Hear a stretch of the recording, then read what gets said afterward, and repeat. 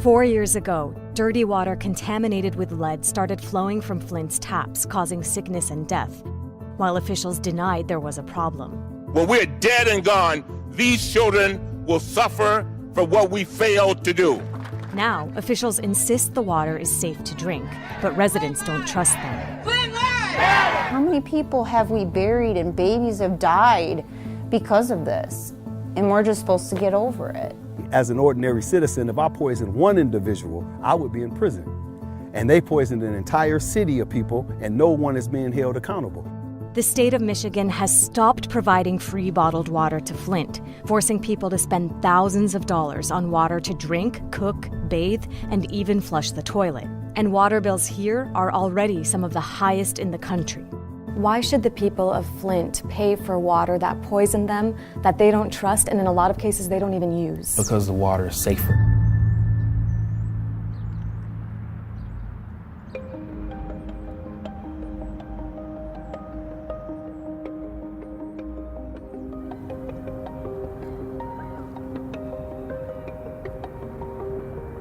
It's crazy to think that it's been over 2 years since we were last here in Flint, and being back here now, it's clear that not much has changed.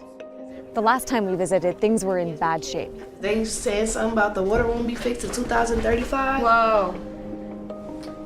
The crisis began in April 2014, when the city temporarily switched its water source from Lake Huron to the Flint River to save money. But the water from the river wasn't properly treated, so the pipes corroded and leached lead. Discolored, foul-smelling water started flowing out of taps. Despite complaints, city officials denied there was a problem for almost 2 years before declaring a state of emergency. More than a dozen people died, while others lost hair and developed rashes. Since then, 15 officials have been charged, some with involuntary manslaughter.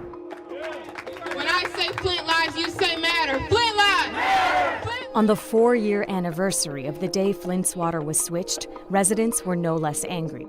Bottom line is, I'm sick and tired of being sick and tired.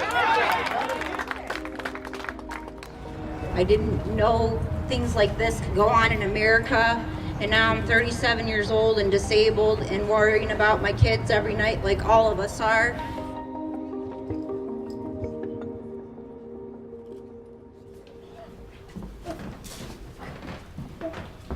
Wanna walk with me? Christina Murphy is a single mom of 3. Since the water crisis began, she's struggled to stay afloat. So you're told your water is fine. You stopped getting this free bottled water, and now you have to buy it. In April, Michigan Governor Rick Snyder announced the state would stop providing Flint with free bottled water, claiming nearly 2 years of test results showed lower lead levels. That sparked outrage. Christina, like other Flint residents, relies on filters. Even though she doesn't trust the water, she still has to pay hundreds of dollars a month for it. My water was shut off last month, and they made me come up with $838. Wow. And I'm living off of like $600 a month right now.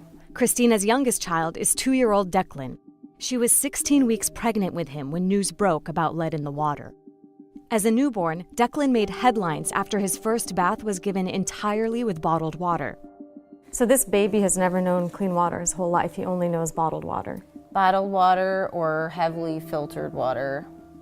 Has he had any sort of health side effects of the lead, do you know? We do know that he could be cognitively impaired, but we won't find out until he's like 3 or 4 years old. Last year, Christina had her children screened for various toxins, including lead, through hair follicle tests. Arsenic is somewhere around 70, 80. The lead is beyond the 95th percentile. Yeah, the lead's beyond. And then the total toxic representation is 100. Yeah.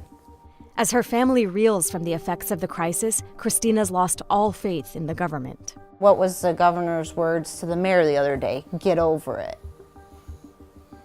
Well, tell my kids that, please, Governor Snyder. Tell my kids that to their faces, to get over the fact that they've been poisoned and that their legs hurt and that they have night sweats and that they shake sometimes and that their mommy can't play with them the way she used to because she's too sick. And we're just supposed to get over it.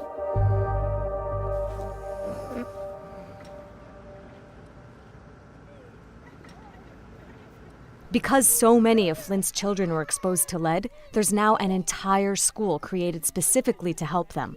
Cummings Great Expectations serves 142 young ones ages 0 to 4.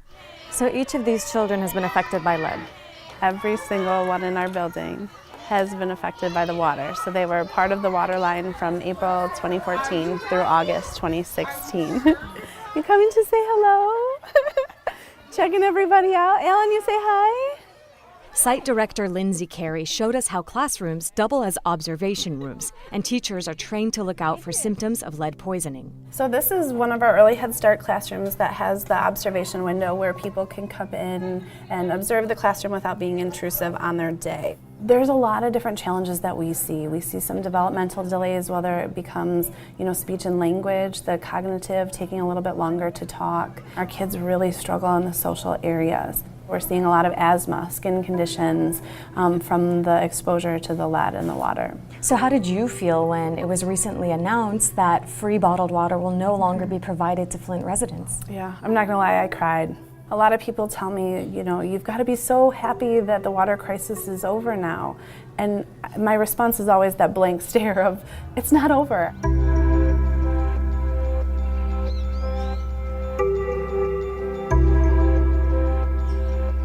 In 2017, the U.S. Census Bureau declared Flint the poorest city in the country for its size.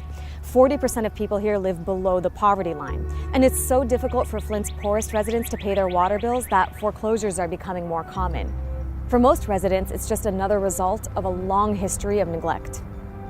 Sir Tanya Johnson has some of the highest water bills in Flint. In 2017, she received a letter from the city stating she owed $10,000 in water payments. It was later reduced to $6,000. Our records indicate that you have a past due balance for the amount of $6,916. And then they say when you do not pay the amount, you incur the penalty and are on our shut-off list. So they're threatening to shut off your water. Yes. What are you gonna do? I don't know. Sir Tanya's only income comes from Social Security, which is roughly $800 a month. Her health is suffering. She's had 5 strokes since 2015. What do you think the city or the state owes you right now? To pay my bill, I really do. Give them that water bill resolved, they owe me that much.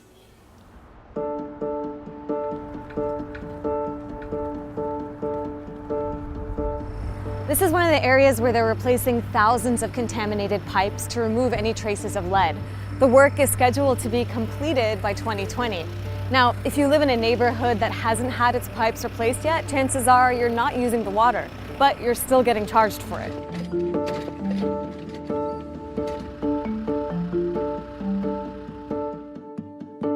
Huey Newsom is Flint's new chief financial officer. He comes from the private sector and supports the city shutting off people's water for lack of payment. Why should the people of Flint pay for water that poisoned them, that they don't trust, and in a lot of cases they don't even use? Because the water is safer. We have worked so hard to go from where we were at the beginning of the crisis to now. The poverty in Flint is undeniable, and people are still reeling from being poisoned by the lead in the water. And yet they have some of the highest water bills in the country. Is that fair? I don't think it's fair, but it's unfortunately right now it's a financial reality. And we're working very, very diligently to address that. We've really tried to communicate to residents that, if you're using the water, you have to pay for it. If you don't pay for it, other residents have to pay for it. But then other bad things happen. The last thing we want to do is to have someone else control this. A lot of people would argue that they shouldn't have to pay anything, that someone else should step in, maybe the state, and pay their water bills. Well, and I don't want to get too deep into what the state should not be doing. People, when they're billed for water, they're billed for water and sewer together. You're using sewer. There's no question you're using it, so you should also be paying for that service as well.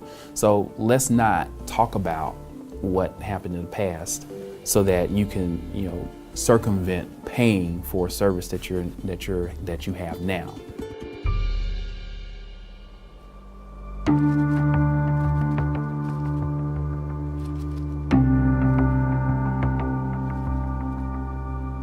But residents we spoke to still haven't let go of the past.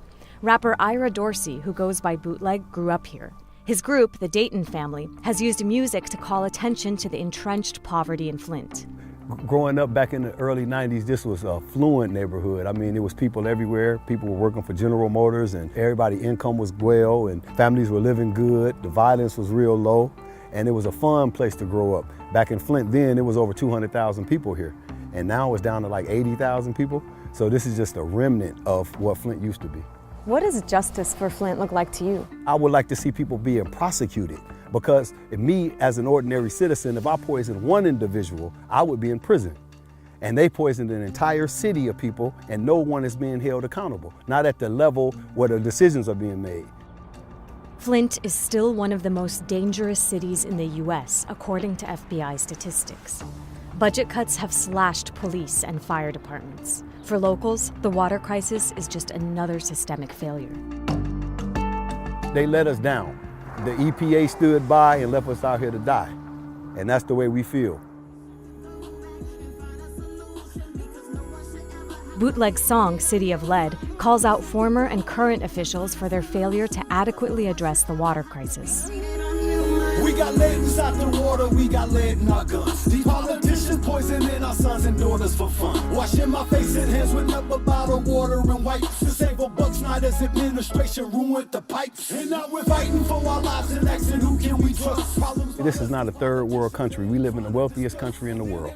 And at the end of the day, while we're fighting battles overseas and other countries, we need to invest in our country. I wish the governor could walk a couple blocks in my shoes so he could witness all this poverty and crime that exists. And all this hatred and racism we've been fighting against. City of lead.